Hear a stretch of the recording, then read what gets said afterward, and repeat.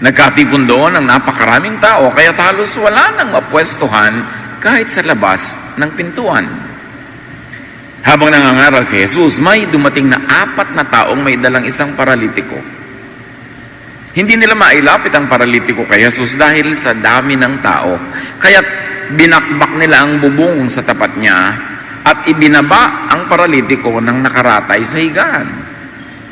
Nang makita ni Jesus kung gaano kalaki ang kanyang pananampalataya, sinabi niya sa paralitiko, "Anak, pinatatawad na ang mga kasalanan mo." May nakaupo roong ilang tagapagturo ng kautusan na nag-isip ng ganito, bakit siya nagsasalita ng ganon? Nilalapastangan niya ang Diyos. Hindi ba't ang Diyos lamang ang nakakapagpatawad ng kasalanan? Alam ni Jesus ang kanilang iniisip, kaya't sinabi niya agad, bakit kayo nag-iisip ng ganyan? Alin ba ang mas madali?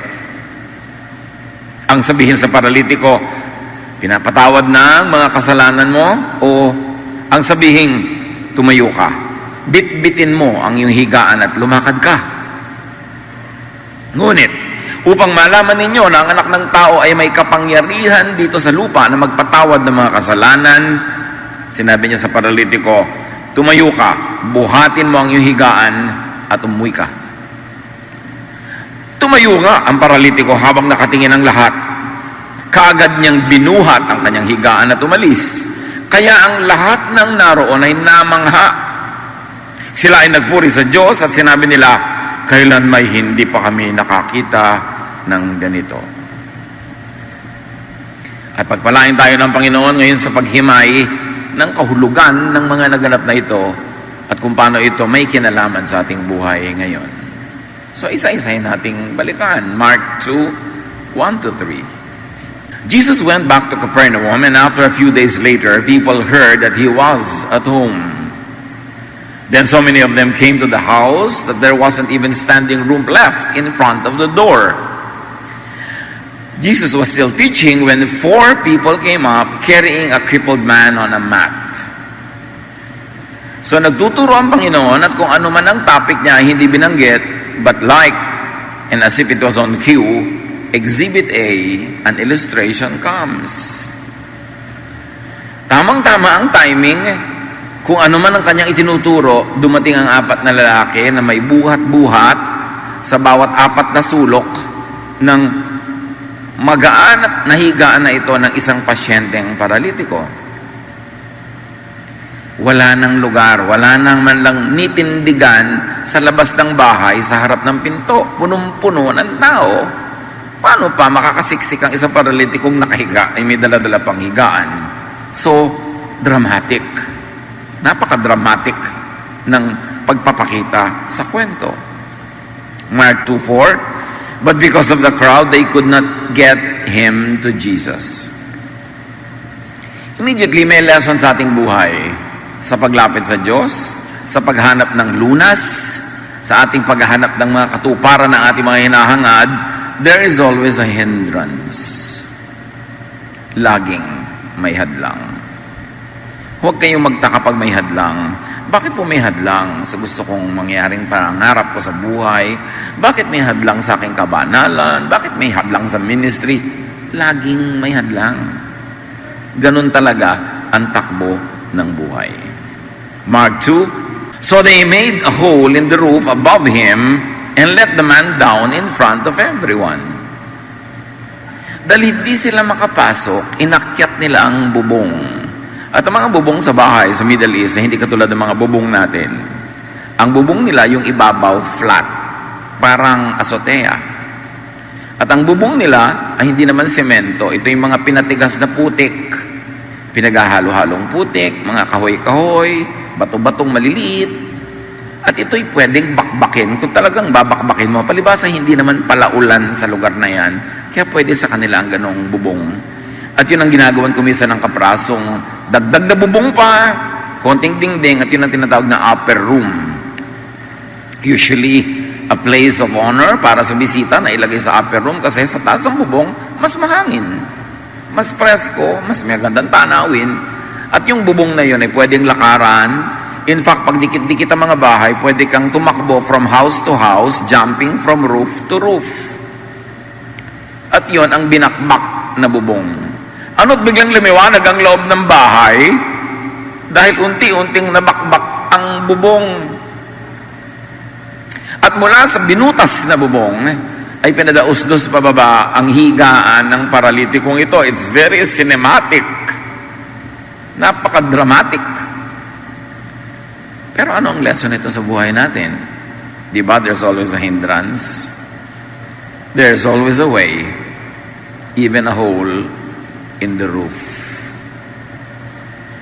Bawat problema may katapat na solusyon. Pag walang solusyon, hindi yun problema. Naku, pastor, yung pong problema ko walang solusyon. Hindi problema yan. So, huwag mong problemahin. Kasi kung walang solusyon, hindi problema. Ang definition ng problema, may solusyon na katapat. Kailangan mo lang maitapat. Kailangan mong mahanap. At kailangan paguran mo na ito ay isa katuparan. So, may butas ngayon yung bubong, doon dumaan. Hindi ka pala makadaan sa pinto, di humanap ka ng ibang daan. Sa buhay natin, mga kapatid, dapat para kayong tubig. Laging nakakahanap ng dadaanan.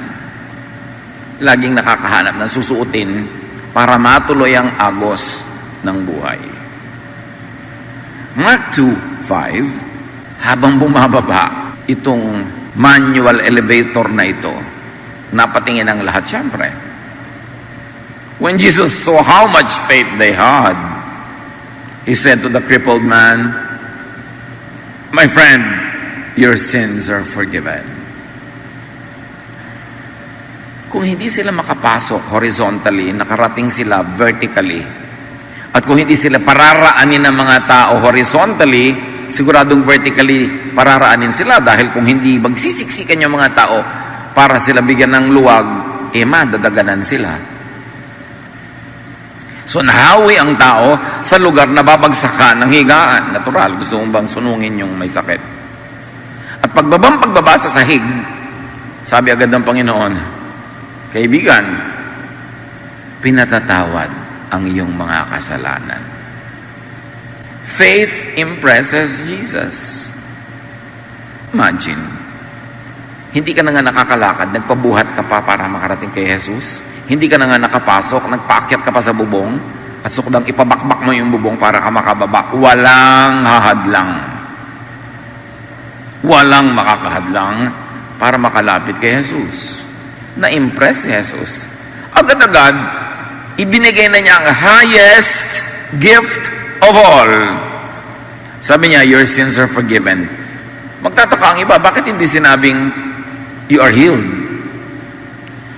Kasi kay Jesus, mas mahalaga yung forgiveness of sin kaysa healing of the body. Gaano katagal ka ba nasa sa katawan na yan?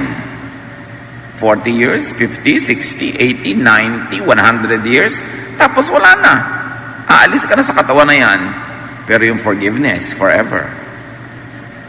Mas may malaking pangangailangan yung tao na yon na maaaring hindi nila naintindihan. Mas kailangan niya ang forgiveness ng God kaysa healing of the body. At dahil si Jesus ay alam niya yon, yung the best na agad ang binigay. Sabi niya, pinapatawad na ang iyong kasalanan. Dahil ba nag-confess ka? No. Dahil ba nag-donate ka? No. Dahil ba umanib ka sa anumang relihiyon? No.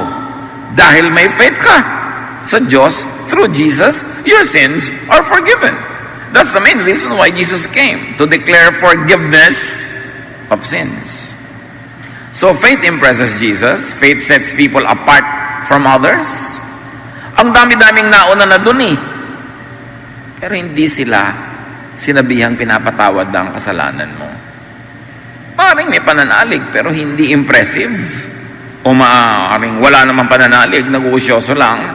Kasi kanina pa sila nandun, ba't di sila pinapagaling? Sigurado naman lahat yun may sakit, iba-iba lang. Pero ito, kahanga-hanga ang pananalig na naging bukod tangi siya, nag-stand out siya sa crowd na nauna pang dumating doon. Faith gets sins forgiven. Yun ang number one message ng pagdating ng Panginoong Jesus. na ang pananalig sa Ama sa pamamagitan ng anak ay nagdudulot ng kapatawaran ng mga kasalanan. In fact, faith voids sins. Ang daming kasalanan, tambak ang kasalanan sa mundo, pero ang namanalig kay Jesus, at dahil sa pananalig na yon, nababalewala ang kasalanan. Ang nananaigay pananalig, hindi yung kasalanan. Kaya nakakapagtaka ang mga ibang tinatawag nila ang sarili nilang Kristiyano. Kristiyano na kay Jesus na, alam na nila ang kapatawaran, tinanggap na nila, pero araw-araw ang topic pa rin nila, sin. Araw-araw ang inuusig pa rin nila sa kapwa, sin. Araw-araw nagpaparusahan sila sa isa't isa because of sin when sin was already voided. Mga utak na nasa grasya na ng Panginoon pero nakatali pa dun sa nakaraang sistema na puro kasalanan at parusahan. Kaya maraming mga Kristiyano ang lagi pa rin ginagawa, parusahan ng sarili at kapwa dahil sa kasalanan na binaliwala at kinansel na at pinatawad na sa pamamagitan ni Jesus. Ephesians 2:8, sapagkat dahil sa kagandahang loob ng Diyos, kayo ay naligtas sa pamamagitan ng pananampalataya. At ito'y kaloob ng Diyos at hindi mula sa inyong sarili. Kaloob. Hindi na-achieve. You never earn it. You never deserve it. It's a free gift of God. At yun ang dapat nagahari sa puso, isip, buhay ng isang mananampalataya. Kapayapaan, sa kabila ng mga pag-uusig niya sa sarili at ng kapwa sa kanya, yung nanalig kang pinatawad na yan dahil kay Jesus. Mark 2:6-7, sa pagpapatuloy ng kwento, some of the teachers of the law of Moses were sitting there. They started wondering, why would he say such a thing? He must think he is God. Only God can forgive sins. And that was the point. So the teachers of the law of Moses, the legalistic, the conservative, the people who always have issues, miss the logic because of spiritual blindness, because of wrong focus, because of fault finding. Nandun yung mga teachers of the law of Moses, hindi para mabless, kundi para maghanap ng butas laban kay Jesus, kundi para hanapan siya ng maipipintas nila at maisasakdal nila.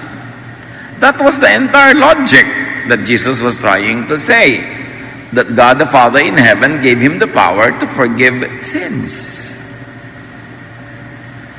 So ano yung logic?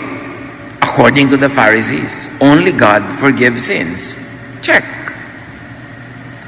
But Jesus forgives sins. Check. The sensible conclusion of this Greek-style logic is that, therefore, Jesus must be God.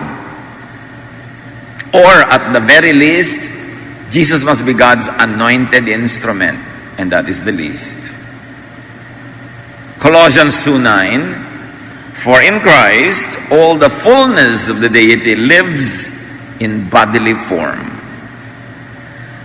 Kay Jesus na buhay ang kabuuan ng Diyos sa langit, nagkasya kay Jesus at sa pamamagitan niya ay nabuhay, nagsalita, nagpahayag, at ang kabuuan niya ay makikita, makikilala kay Jesus.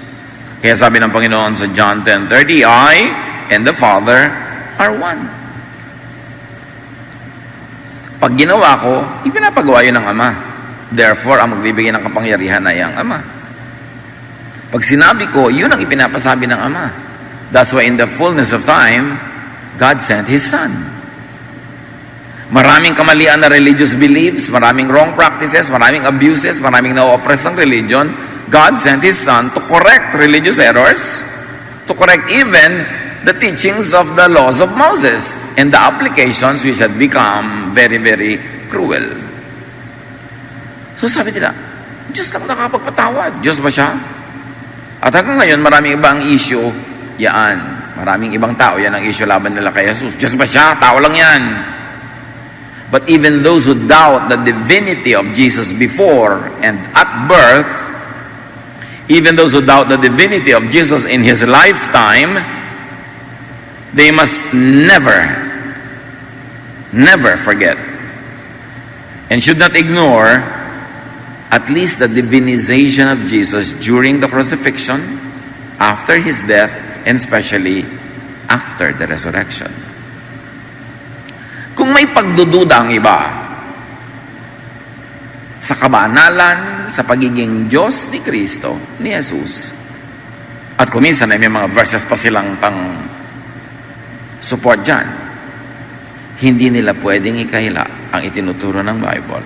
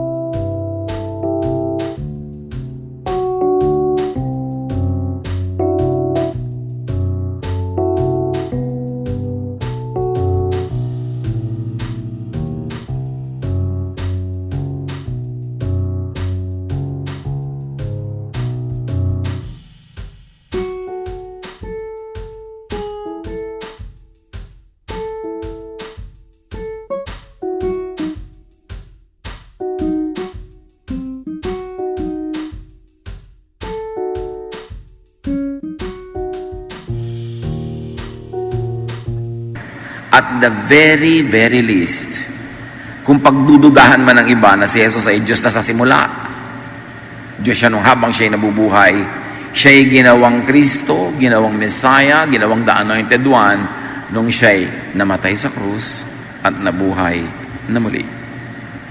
Acts 2:36, everyone in Israel should then know for certain that God has made Jesus both Lord and Christ, even though you put him to death on a cross. So kung hindi ka man mananalig na sa simula pa lang ay siya na ang anak ng Diyos, siya na ang tagapagligtas, siya na ang Kristo, at the very least, you must believe that because of his perfect sacrifice, because of his perfect life and perfect obedience to the Father, because of his perfect and loyal representation of God to the people, God made him Christ. Does it matter if it was 30 years before or after? Kaya meron siyang karapatang magpatawad ng kasalanan. Kaya merong kapatawaran ng kasalanan sa pamamagitan lamang ni Jesus. Kasi wala namang ibang namatay para sa kasalanan ng sangkatauhan, kundi siya. At wala namang namatay na perfect yung sacrifice to the point na ang value ng kanyang sacrifice ay higit sa value ng lahat ng buhay ng tao at lahat ng kasalanan ng tao. Ang kabanalan ni Jesus ay higit ang halaga kung itutumbas sa lahat ng kasalanan ng tao noon, ngayon at magpakailanman. Kaya perfect ang sacrifice niya. And God was so pleased with the perfect life and sacrifice of Jesus that God raised him from the dead and made him Christ. If he was not yet Christ at the beginning, he was nevertheless made Christ during the crucifixion and after the resurrection. So meron siyang karapatan kung yun ang tanong. Mark 2:8, right away Jesus knew what they were thinking and he said, "Why are you thinking such things?" Ba't hindi kayo nagsasaya na nagpapatawad ako ng kasalanan? Ba't hindi kayo natutuwa na ang mga tao ay mapapatawad? Ba't ang iniisip nyo ay hanapan ako ng pintas at ipilit na wala akong ganong kapangyarihan at wala akong ganong karapatan? Why are you not thinking of the crippled man suffering? Why are you not thinking of the crippled man's salvation and redemption and well-being when I declare forgiveness? Bakit yan ang iniisip at pinapansin nyo at hindi yung mga tamang bagay? Sa palagay nyo ba, mahirap o madali magpatawad? Pero para malaman nyo, sabi ganon, na pwede at kaya kong magpatawad, may gagawin ako ibang bagay. Mark 2:9, Is it easier for me to tell this crippled man that his sins are forgiven, or tell him to get up and pick up his mat and go on home? In other words, Jesus was saying, what is easier? To say words of forgiveness, which I have said, which needs no proof of efficacy? Alin ba mas madali? Sabihin kong pinapatawad ka na hindi ko na kailangan patunayan na tumalab dahil paano mo papatunayan tumalab? O sabihin kong at magsalita ako ng words of healing which need instant proof of being effective. So pumili kayo, sabi ni Jesus. Sasabihin kong pinapatawad kita, which is more important, kaya lang, hindi nyo mapapatunayan kasi wala namang magiging physical proof na pinatawad siya. O sabihin ko na lang kayang bumangon ka, bitbitin mo yung higaan mo, tumuwi ka na. Sa palagay nyo, alin ang mas mahirap gawin sa dalawa?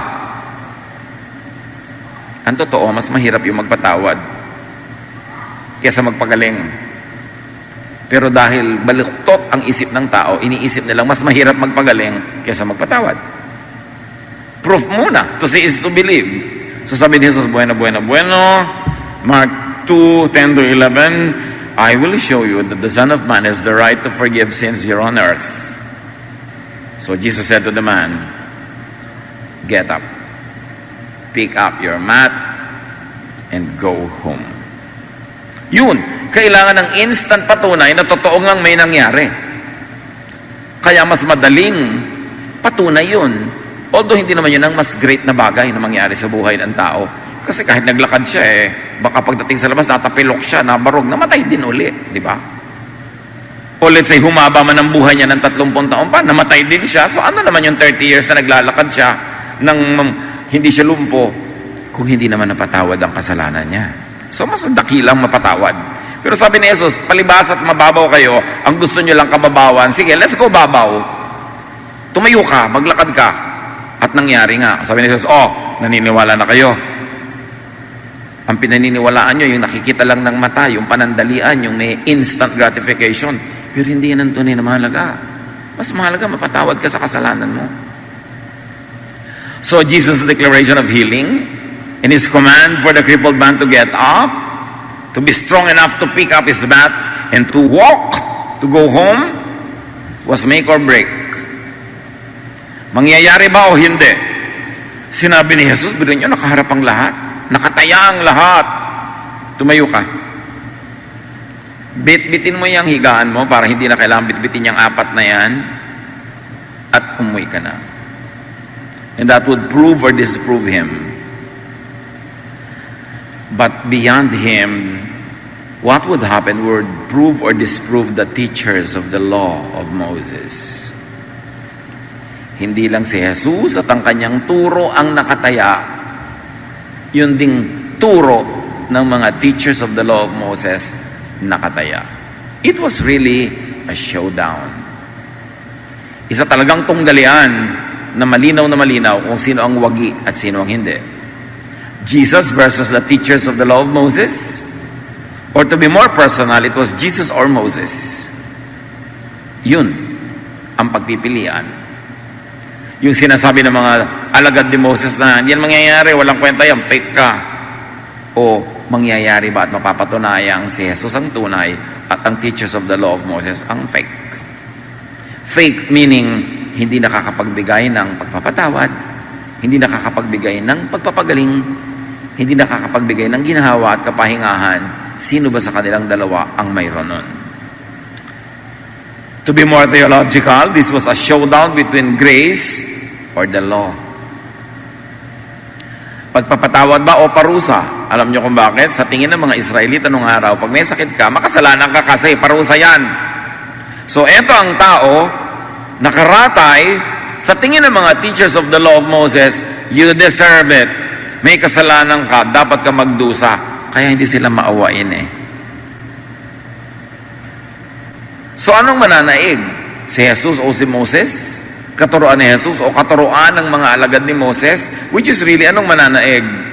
Ang walang hanggang pag-ibig ng Diyos o ang hinihingi ng batas ng Israel na kaparusahan sa mga kasalanan, therefore magdusa kang mamatay dyan na paralitiko pa rin. It was a contest, it was a battle, a showdown between forgiveness, which brings healing, or guilt, which brings suffering. The dichotomy is very clear. Sa tunggalian na ito, nilinaw ang black or white, ang right or left, ang up or down, ang right or wrong. Nakataya ang katuruan ni Moses na pinapairal ng kanyang mga alagad o ang bili ng Ama sa Langit kay Jesus na ituwid yon sa pamamagitan ng pangangaral ng pag-ibig at pagpapatawad. The plot thickened. There was so much at stake in that little house, and there was great suspense. Suspenseful. Alam ng mga taga-village na yun na itong binubuhat-buhat na ito napakatagal na, baka nga since birth pa, paralitiko na. And all of a sudden, patatayuin ni Jesus, nakataya lahat ha. At hindi lang yon, papatayuin mo, pagpalaki ng nakatayo, pagbubuhatin mo pa ng higaan niya, tagal-tagal na niya walang exercise, kakayanin ba niya yon? Baka tumayo nga, tas bigla matumba pa pinagbuhat, talo na naman ang kwento. Dinagdagan nga ni Jesus yung at stake, ha? Hindi lang niya papatayuin, pagbubuhatin pa niya. So lahat ngayon, hindi humihinga, walang tumitinag, walang gumagalaw. Parang Yeye Bonel. Marami sa inyo umabot doon. Mark 2:12. The man got right up. He picked up his mat and went out while everyone watched in amazement. Walang kagatol-gatol, tumindig ang tao. Binitbit ang higaan niya at umuwi. Hangang-hangang lahat. Walang makapagsalita agad. The man did exactly as Jesus commanded.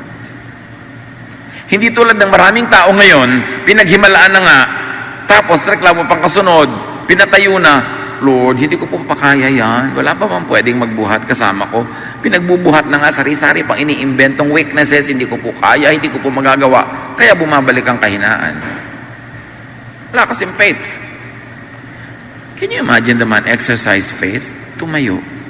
At walang sinabi dito na nagpa-tulong tumayo. Tumayo. Walang kaduda-duda siya na pagkatayo niya, yung baka siya matumba, binuhat niya ang kanyang higaan.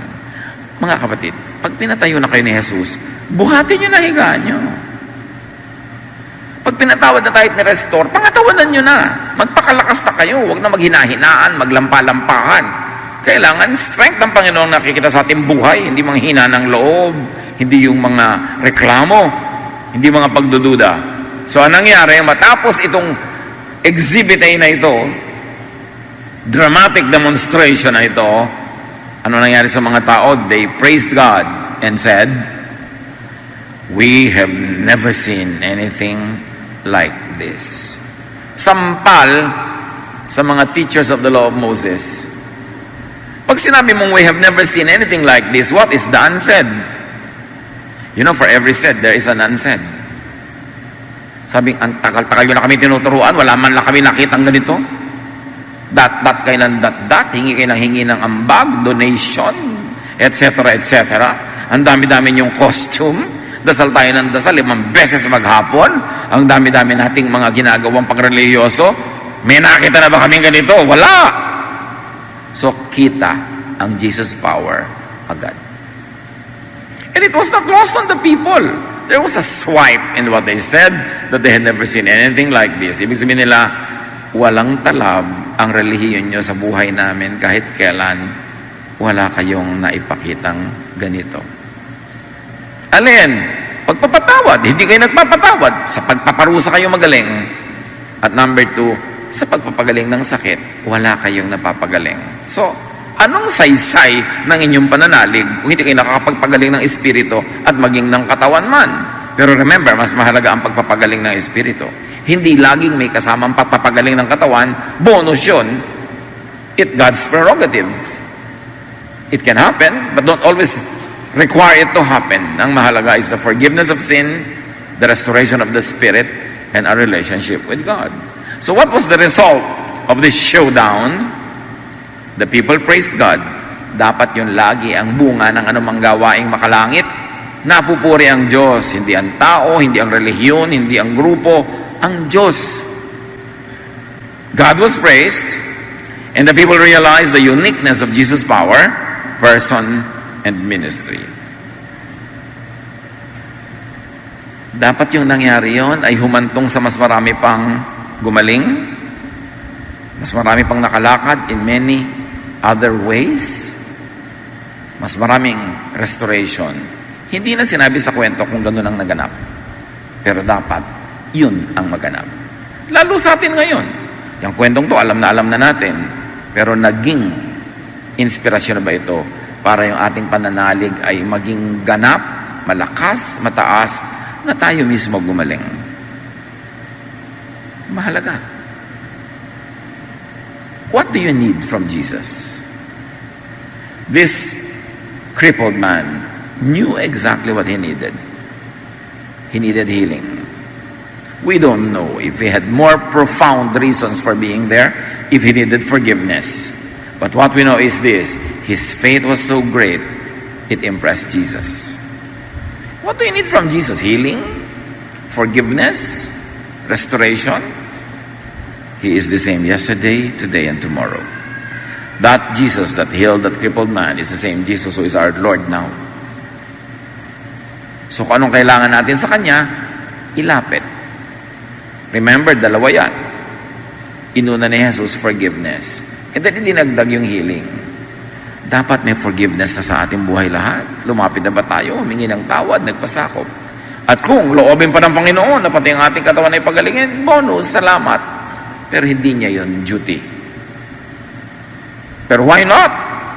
Kung may pananalig tayo, ba't hindi nyo hingin? Ano bang masamang magiging bunga kung hihingi ka, lalo't nananalig ka? Because He can give both. Jesus readily forgives, and Jesus forgives even before and even without healing. Hindi pa nga niya pinapagaling yung tao, nag-declare na siya ng healing Kaya nga siya na-criticize, at kaya lang niya hinil para mapatunayang tama yung una niyang ginawa at kaya niya yon na magpatawad ng kasalanan. Huwag tayong lalapit sa Diyos dahil lang may kailangan tayo. Gusto mo lang gumaling, gusto mo lang magkakotse, gusto mo magkaroon ng papa, gusto mong pumasa sa board, gusto mong magkapera. Hindi naman masama yun, pero dapat ang pangunahin na dahilan ng paglapit. Paghingi ng kapatawaran, humingi ng restoration, buuin ang ating nasirang relasyon sa Diyos, magbalik loob sa Diyos, manumbalik sa Kanya. Kaya may corrective value din ang ginawa ni Jesus. Dumating yung mga tao at sukdang nagbakbak ng bubong para magpagaling ng paralysis. Pero sabi ni Jesus, without words, hindi yan ang unang mahalaga. Ang unang mahalaga is your spiritual healing. Kaya ang unang ibinigay ni Jesus, kapatawaran. Hindi healing. So huwag kayong pupunta sa isang religious activity dahil lang may healing. Huwag kayong gagawa na anumang bagay dahil lang may healing. Kasi yun ang mababaw na dahilan para magkaroon ng espiritualidad. Dapat, espiritu talaga hinahanap mo. Spiritual restoration, spiritual healing, forgiveness, the renewal of your relationship with your God. And the healing can come if it would come. If God would grant it. Bakit natin sinasabi yan? Kasi napakalaking magnet ng maraming mambobola yung pagpapagaling. Siyempre, 99.99% ng mga tao may sakit, iba't iba lang. So pag nag-declare ka ng healing, miracle, kung ano-ano, dudumugin ka ng tao. So pag ginamit mo yan na pang-attract, you're already prostituting heaven. Kaya si Jesus, pag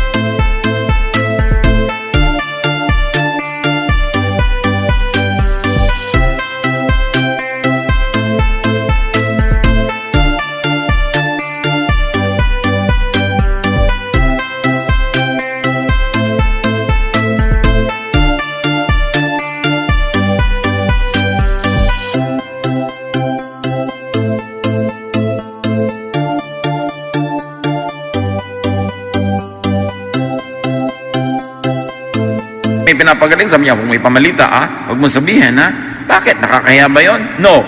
Pero ayaw ni Jesus na pupunta ka lang sa Kanya dahil may gusto kang pagalingin na galis.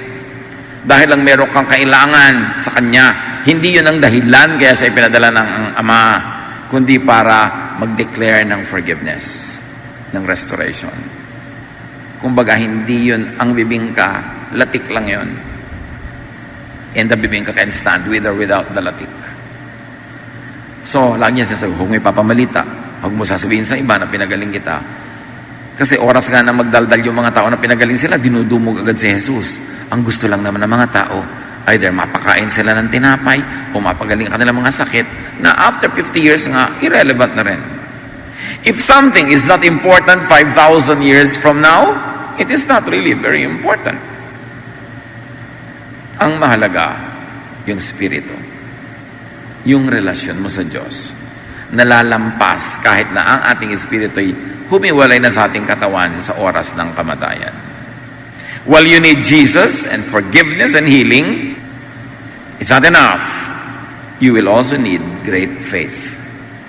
Because it is faith that procures the miracle. Mark 9:22-23, tungkol sa isang batang lalaking lagi na lamang na inaalihan ng masamang espiritu. The demon has often tried to kill him by throwing him into fire and into water. Sabi ng mga nagdala sa pasyente, please have pity and help us if you can. Jesus replied, why do you say, if you can? Anything is possible for someone who has faith. Kung kaya nyo po, sana pagalingin nyo. Sabi ni Jesus, bakit akong pinag-uusapan kung kaya ko? Hindi akong dapat pag-usapan. Kayo, may pananalig ba kayo? Huwag nyong isipin kung anong kaya ko. Ang itanong nyo sa sarili nyo, may pananalig ba kayo? Kasi kung may pananalig kayo, mangyayari ang inyong hinihingi. Ngayon, kung may kapangyarihan ako, akong gagawin yung topic, kaya ko ba? Of course, kaya ko. Pero kung wala kayong pananalig, wala rin mangyayari sa inyo. Ang mahalaga, itanong mo sa sarili mo, may pananalig ka ba? Huwag mong iasa kay Jesus ang iyong paggaling kasi given na may kapangyarihan siya. May pananalig ka ba? Yun ang tanong. And you not only need faith, may faith naman yung pasyente, di ba? You will also need people to carry you. Lumpo, paano siya nakarating kay Jesus? May nagbuhat. Kayo ba? Huwag naman mangyari kung malumpo, may magbubuhat sa inyo. At kung meron, makakaapat ba kayo? Baka 3 lang, nakatiwari kayo habang kayo binubuhat. Kung 2 lang, kakalad ka rin kayo. Dapat 4 man lang. Tayo ba'y nakikisama? Yung mga malalakas dyan, hindi tayo lagi malakas. Yung mga bata pa dyan, hindi ka laging bata. Darating ang panahong nabubuhay ka lang sa awa ng mga ibang bata dahil super tanda ka na. Yung mga may pera, hindi ka laging may pera. Baka dumating ang panahong mabubuhay ka lang sa limos ng kapwa. So, meron bang magbubuhat sa inyo? Sa buhay natin, tayo ba'y nagtatanim? Di ba ang sabi sa Bible, ang itinatanim, inaani? Gusto mong umani ng tagapagbuhat? Eh di magbuhat ka ngayon ng iba. Para kung ikaw naman ang kailangan buhatin, may magbubuhat sa'yo. Bahala na Diyos mag-assign. Huwag mo nang problemahin yan. Kung ikaw ay magkakasakit, may dadalaw sa'yo. May dinadalaw ka ba naman ngayon? Pag nangailangan ba tayo, may tutulong, may tinutulungan ba naman tayo ngayon? Sabi ng Panginoon, you should not be deceived. A man will harvest what he plants. Or a woman will harvest what she plants.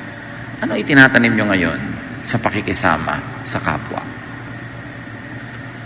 Hindi pwedeng ipagyabangin na may pera ka, malakas ka, kasi pwedeng maiba yun sa isang ihip ng hangin.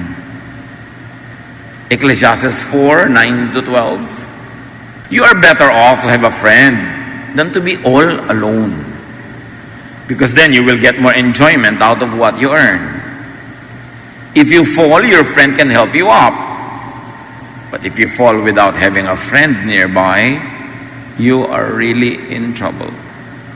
If you sleep alone, you won't have anyone to keep you warm on a cold night. Someone might be able to beat up one of you, but not both of you. As the saying goes, a rope made from 3 strands of cord is hard to break. Kaibigan ka. At ang kaibigan na yan, pwedeng kamag-anak, pwedeng hindi kamag-anak, pero nag-iibigan kayo, kayo'y magkaibigan, nagtutulungan kayo, meron ka ba nun? Sabi ko, alam mo, masarap yung may kasama. Kung mag-enjoy ka, mas enjoy ka kung may kasama ka. So may pera ka, gusto mo magbiyahe, maglibre ka para may kasama ka, kaysa nag-iisa ka. Hindi ka naman kayang patawanin ng pera mo sa pitaka. At kung nahulog ka, natumba ka, hindi ka naman niya kayang alalayan. Baka agawin pa nga ng iba yun eh. Sabing ganon, mas mag-enjoy ka sa buhay kung marunong kang makipagkapwa-tao. Kasi maraming ligaya na magmumula sa ibang tao. Yan, pag natumba ka, merong magbabangon sa'yo, may aakay sa'yo. Pero kung wala, naku ha, sabi ganon, may problema ka. At sa mga panahon, mga lugar na super lamig, mabuti nang may katabi kang mahiga kaysa wala at maging yelo ka dahil sa iyong pag-iisa. Kung ikaw nag-iisa, pwede kang mabugbog. Pero kung dalawa kayo, mahirap kayong bugbugin sabay. So mabuti nang may katulong ka. Sabi ang isang lubid, kung may 3 hibla na pinagsama-sama, mas matibay kaysa mag-isa ka lang. Ang lesson is very clear. Makisama tayo sa ating kapwa. Huwag kang makipag-away. Huwag kang mataray, masungit. Kahit pa malakas kang may pera. Kasi walang nakakatiyak. Yung tao may pananalig kay Jesus pero kung walang nagbuhat sa kanya, nakaratay pa siya hanggang ngayon. May nagbuhat. May magbubuhat ba sa inyo lalo't walang bayad? Nang dapat itapanin mo sa buhay. Pagmamahal, pag-ibig. Because the basic law of agriculture applies in all areas of life. You harvest what you plant. So make and keep friends. Plant what you need to harvest. At may isa pang lesson sa kwentong ito. There are times when you have to make a hole in the roof, when you need a hole in the roof. Eh kung kalaban mo yung may bahay, ipapabakbak ba niya sa'yo yun? Baka hindi ka makalapit sa kanyang bakuran. Ang lakas ng loob nila, bakbakan niya ang bubong. Siguro may pautang siya sa may bahay. O napatira na niya ang may-ari nito sa kanyang sariling bahay. Natulungan na niya ng marami. Kaya, sige, hindi niya tayo papagalitan. Bakbakin niyo ang bubong. Meron ba kayong mga tao sa buhay niyo na gano'n na pwede niyong abalahin, hindi kayo nag-aatubili? Kasi alam niyong maganda pinagsamahan niyo. Pwede niyong bakbakin yung bubong niya. Pero kung masama ugali mo, galit sa yung may bahay, hindi ka makakalapit doon. Kaya dapat tayo mabuti sa kapwa. At kung hindi kayo pwede maging mabuti sa kapwa dahil kayo banal, maging mabuti kayo sa kapwa dahil lang kayo ay matalino. Kasi hindi nyo alam kung kailan nyo kakailanganin ang kanyang goodwill. So you will also need a hole in the roof, and you will also need a faith that climbs onto roofs, digs through roofs, and stop at nothing to achieve its goal, to receive God's blessing. Hindi sapat ang kalahating faith. Kasi ang kalahating faith, ganito, pagdating nila doon sa may bakuran, sabi, ay, ang daming tao, huwag na lang tayong tumuloy, hindi rin tayo makakalapit. May ganon. Ang umaayaw ay di nagwawagi. Sabi ng tagumpay sweepstakes noong 1960s. At ang nagwawagi ay di umaayaw. So kung lagi kang ayaw ng ayaw, if you always give up, if you're a quitter, nothing will happen in your life. O napalapit na sila, kahit matao, hindi tayo makakasiksik, maghintay na lang tayo dito sa labas. Wala rin mangyayari. Dumaan tayo sa bubong, mataas, mahirap umakyat. Hindi walang mangyayari. At pagdating sa bubong, wala palang hagdan pababa. Kasi usually mga bubong may hagdan pababa, papasok sa loob at palabas ang patungo sa bubong. Wala pala. Ay, wala pala. Balik na lang ulit tayo. No, bakbakin ng bubong. Dapat ganyan ang pananalig. Hindi kayo papayag na manalo ang hadlang.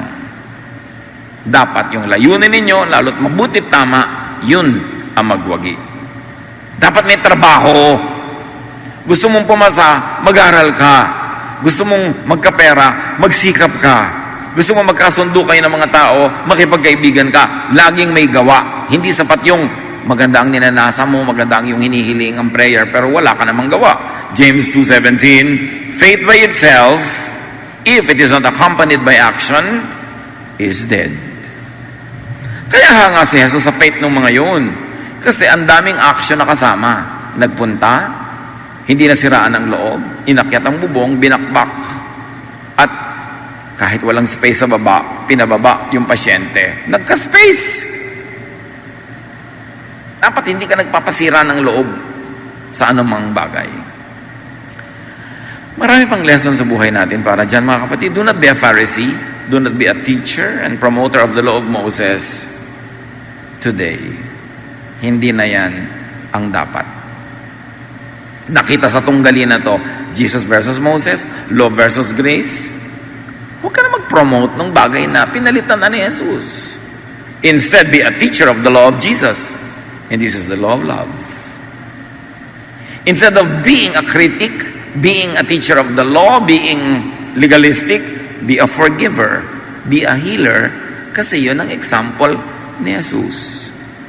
Pag may mga tao ba na nakikita natin, ang gusto nyo, sabihin, you are a sinner, kaysa mag-declare kayo ng forgiveness.